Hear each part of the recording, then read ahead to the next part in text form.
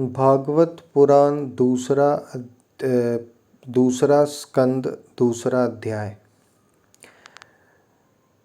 भगवान के स्थूल और सूक्ष्म रूपों की धारणा तथा क्रम मुक्ति और सद्योमुक्ति का वर्णन। श्री सुखदेव जी कहते हैं, सृष्टि के प्रारंभ में ब्रह्मा जी ने इसी धारणा के द्वारा प्रसन्न हुए भगवान से वह सृष्टि विषयक स्मृति प्राप्त की थी जो पहले प्रलय काल में विलुप्त हो गई थी। इससे उनकी दृष्टि अमोघ और बुद्धि निश्चयात्मिका हो गई। तब उन्होंने इस जगत को वैसे ही रचा जैसे कि यह प्रलय के पहले था। वेदों की वर्णन शैली ही इस प्रकार की है कि लोगों की बुद्धि स्वर्ग आदि निरर्थक नामों के फेर में फंस जाती है। जीव वहाँ सुख की वासना से स्वप्न दिशा देखता हुआ भटकने लगता है, किंतु उन मायामय लोकों में कहीं भी उसे सच्चे सुख की प्राप्ति नहीं होती। इसलिए विद्वान पुरुष को चाहिए कि वह विविध नाम वाले पदार्थों से उतना ही व्यवहार करे जितना प्रयोजनीय हो। अपनी बुद्धि को उनकी निस्सरता के निश्चय से परिपूर्ण रखे और एक क्षण के लिए भी असावधान न हो। यदि संसार के पदार्थ प्रारब्धवश बिना परिश्रम के यों ही मिल जाएं, तब उनके उपार्जन का परिश्रम व्यर्थ समझकर उनके लिए कोई प्रयत्न न करे। जब जमीन पर सोने से काम चल सकता है, तब पलंग के लिए प्रयत्न करने से क्या प्रयोजन। जब भुजाएं अपने को भगवान की कृपा से स्वयं ही मिली हुई है, तब तकियों की क्या आवश्यकता।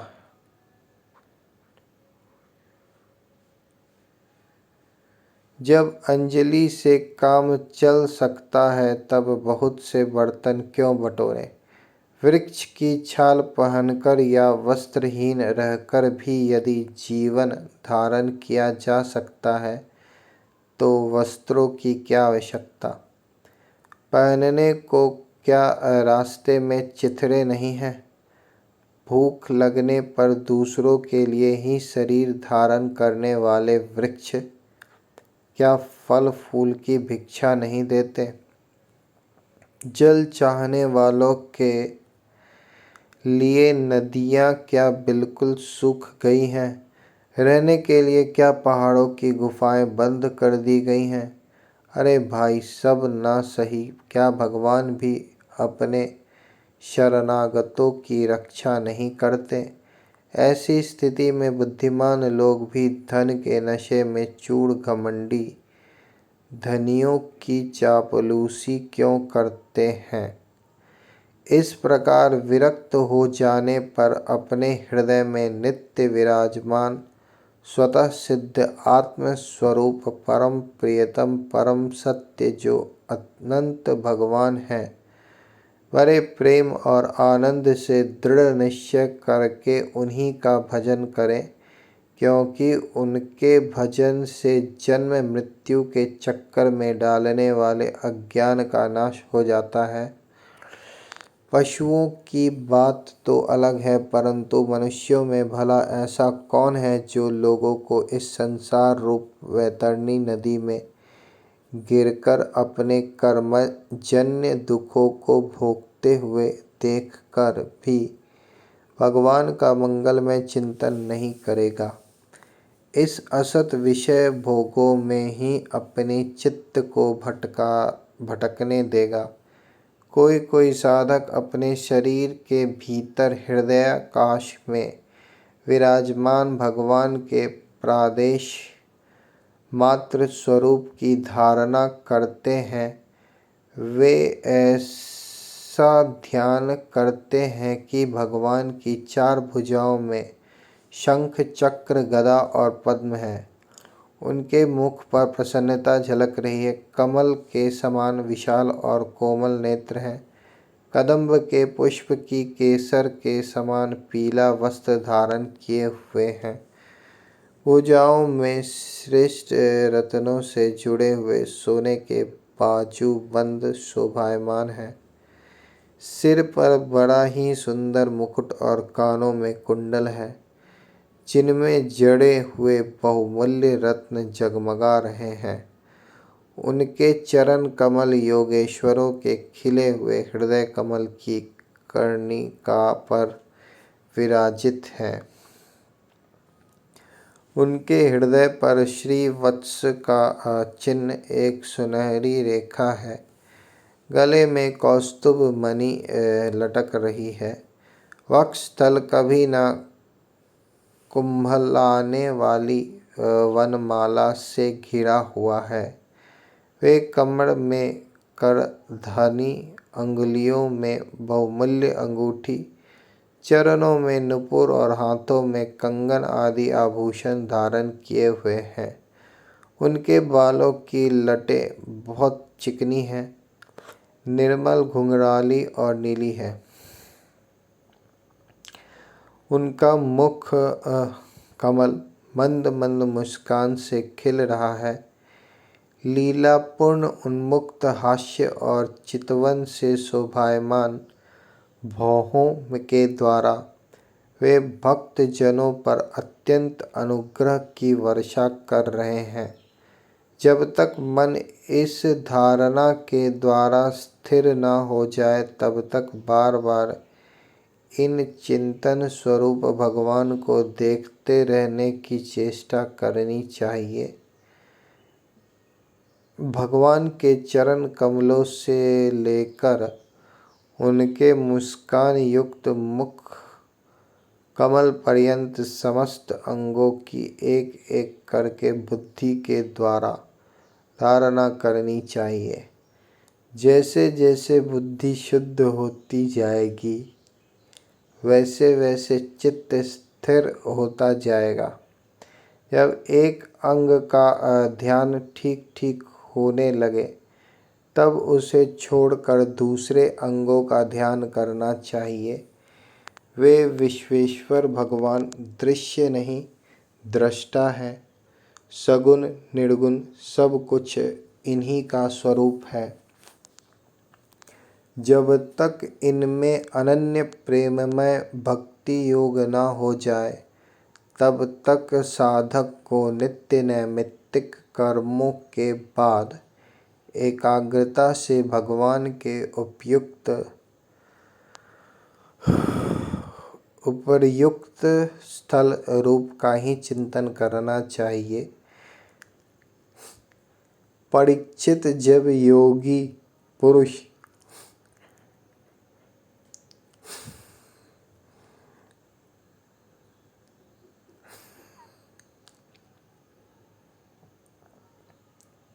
इस मनुष्य लोक को छोड़ना चाहे, तब देश और काल में मन को ना लगाए।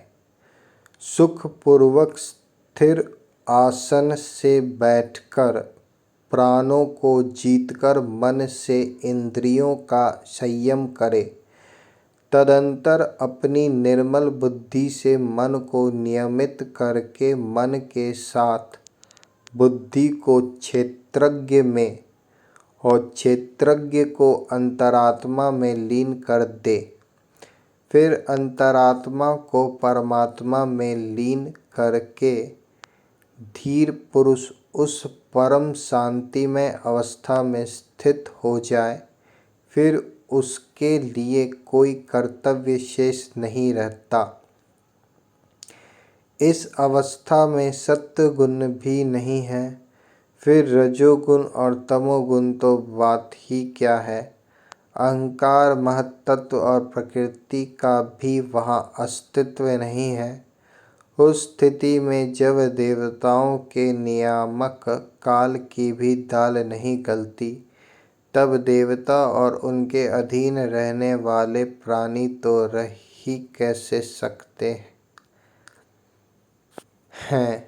योगी लोग यह नहीं इस प्रकार परमात्मा से भिन्न पदार्थों का त्याग करना चाहते हैं और शरीर तथा उसके संबंधी पदार्थों में आत्मबुद्धि का त्याग करके हृदय के द्वारा पद पद पर भगवान के जिस परम पूज्य स्वरूप का आलिंगन करते हुए अनन्य प्रेम से परिपूर्ण रहते हैं, वही भगवान विष्णु का परम पद है।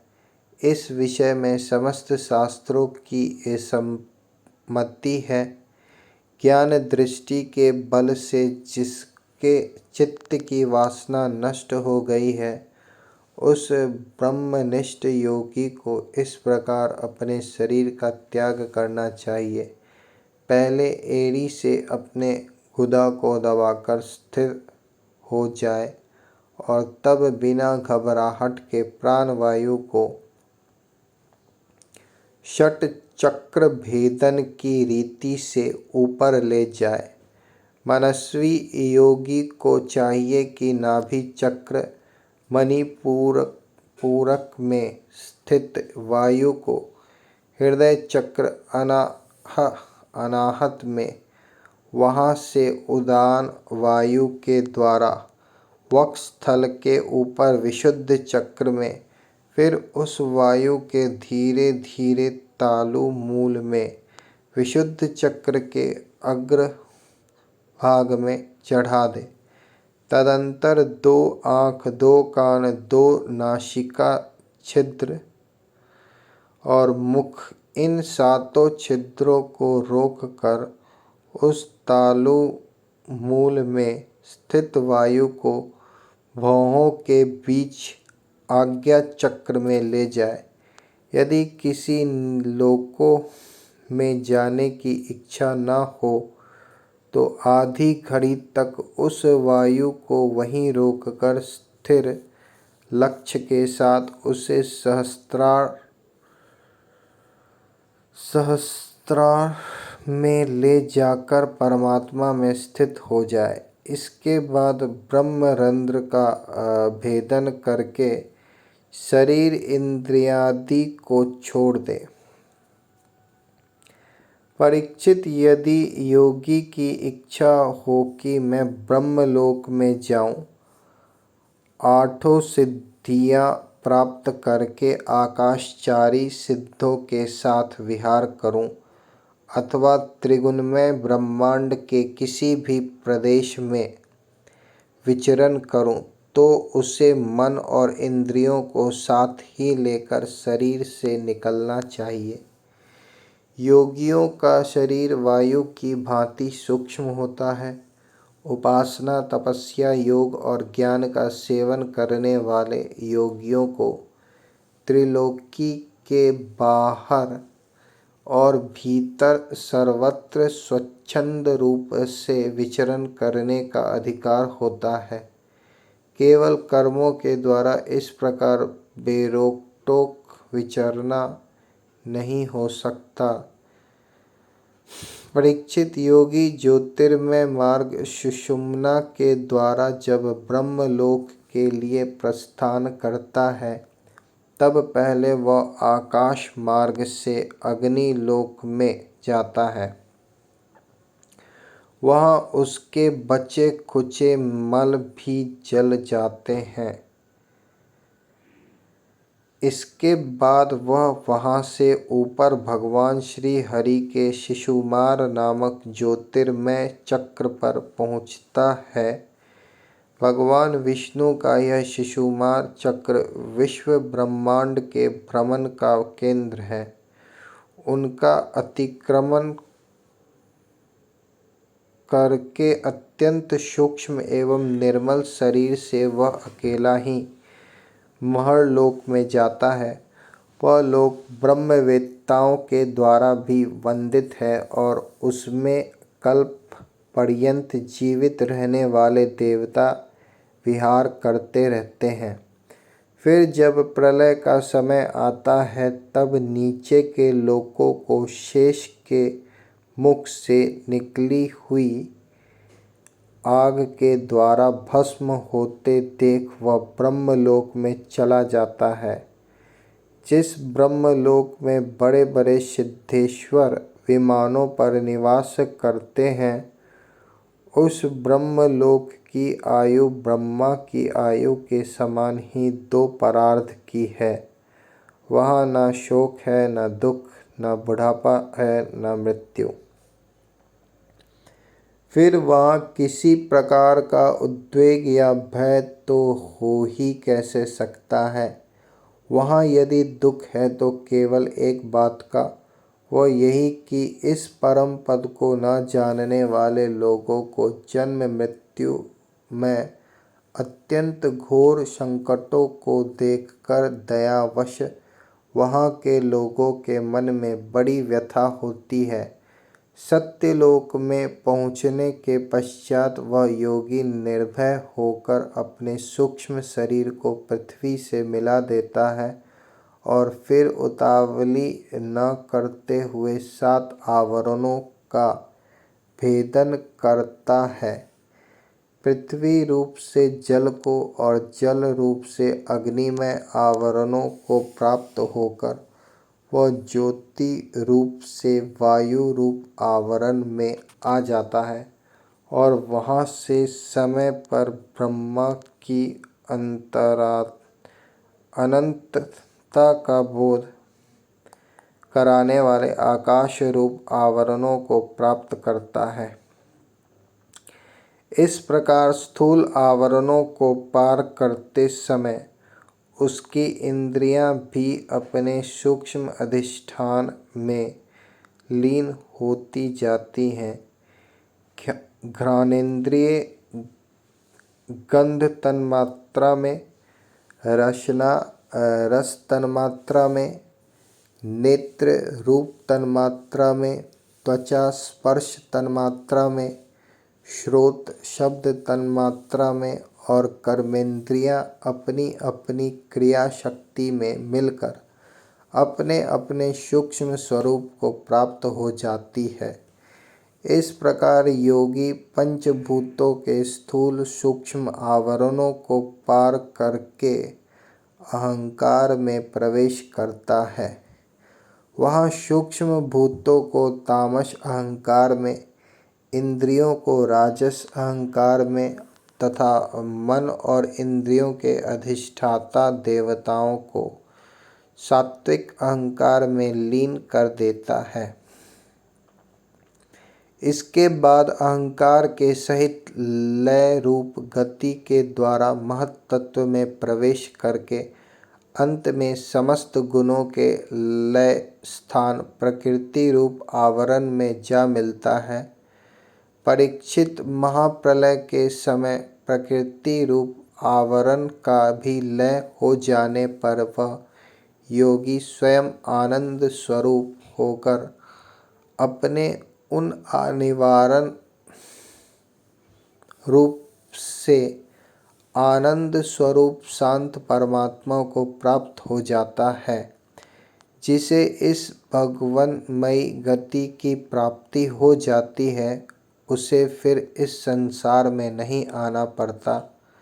परीक्षित, तुमने जो पूछा था उसके उत्तर में मैंने वेदोक्त द्विविध सनातन मार्ग, सदोमुक्ति और क्रम मुक्ति तुमसे वर्णन किया।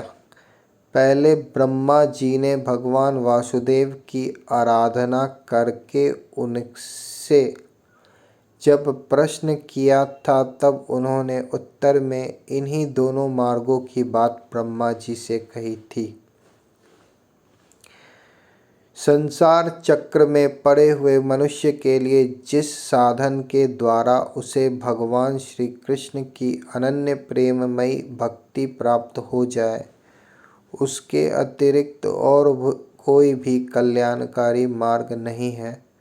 भगवान ब्रह्मा ने एकाग्र चित्त से सारे वेदों का 3 बार अनुशीलन करके अपनी बुद्धि से यही निश्चय किया कि जिससे सर्वात्मा भगवान श्री कृष्ण के प्रति अनन्य प्रेम प्राप्त हो, वही सर्वश्रेष्ठ धर्म है। समस्त चर अचर प्राणियों में उनके आत्मा रूप से भगवान श्री कृष्ण ही लक्षित होते हैं, क्योंकि ये बुद्धि आदि दृश्य पदार्थ उनका अनुमान कराने वाले लक्षण हैं। वे इन सब के साक्षी एकमात्र दृष्टा हैं। परीक्षित, इसलिए मनुष्यों को चाहिए कि सब समय और सभी स्थितियों में अपनी संपूर्ण शक्ति से भगवान श्री हरि का ही श्रवण, कीर्तन और स्मरण करे।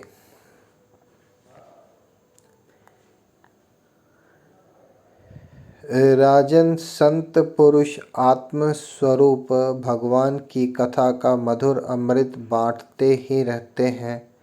जो अपने कान के दोनों में भर भरकर उनका पान करते हैं, उनके हृदय से विषयों का विषैला प्रभाव जाता रहता है। वह शुद्ध हो जाते हैं और वे भगवान श्री कृष्ण के चरण कमलों की सन्निधि प्राप्त कर लेते हैं। इस प्रकार ये काफ़ी डिटेल्ड अध्याय, भागवत पुराण दूसरा अध्याय, दूसरा स्कंद, दूसरा अध्याय है। भगवान के स्थूल और सूक्ष्म रूपों की धारणा तथा क्रम मुक्ति और सदोमुक्ति का वर्णन।